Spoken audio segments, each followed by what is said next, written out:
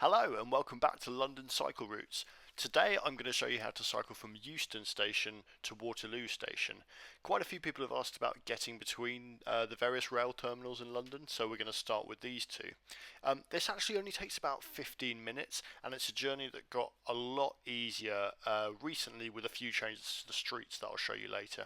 And it's very direct, you can do it pretty much all on protected bike lanes and relatively quiet streets.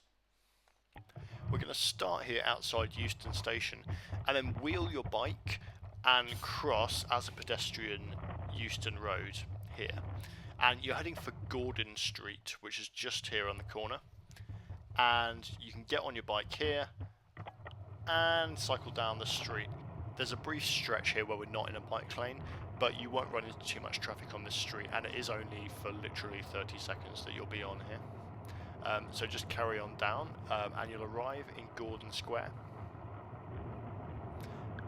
and you just keep going through here, and then at the end of this street you take a right.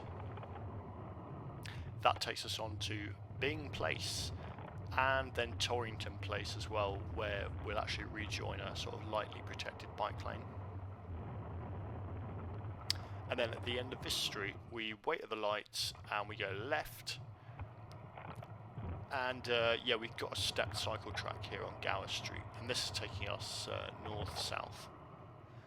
These tracks were actually installed pretty recently by Camden Council, and yeah, they're pretty nice. They're a little bit patchy in places, but they've got curbs, so they'll keep the cars away from you. You can see by the side of the road, by the way, there are these weird cardboard cutouts of workmen. They're not actually people, they are cardboard cutouts telling the drivers to watch out. I think it's related to a construction project or something that's going on around. But yeah, you can see these are pretty nice cycle tracks, and yeah, they separate us from traffic. There's also some in the opposite direction. This route is completely symmetrical as far as I'm aware. Coming up here, so this bit we're about to go to, it's not actually quite finished, so in hopefully a few weeks, possibly months time, you'll just be able to go straight across here.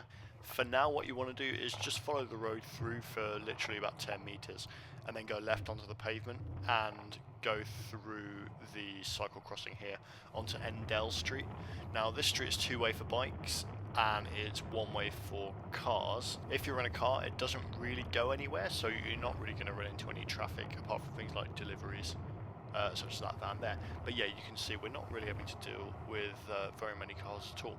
And you really just follow this through onto Bow Street, which you might recognise from the Monopoly board. And this street as well, again, you're not going to run into much traffic on it because it actually ends with some bollards. It's kind of a dead end for cars, so there's not really anywhere for them to go, so you don't really run into much traffic. But the good thing is, coming up here, bikes can go straight through here. And pay attention to the lights. We just about managed to get through on a yellow there. And it takes us onto Waterloo Bridge. Now Waterloo Bridge used to be an extremely horrible place to cycle. There is actually now, as part of the street space programme during the pandemic, a protected bike lane on here. You can see we're completely separated from those cars. It's not clear how long this is going to last for, whether it's a permanent thing, whether it will go back to being horrible after the pandemic's done. I can't predict the future, so you know, if you're watching this a long time after 2021, then do check again.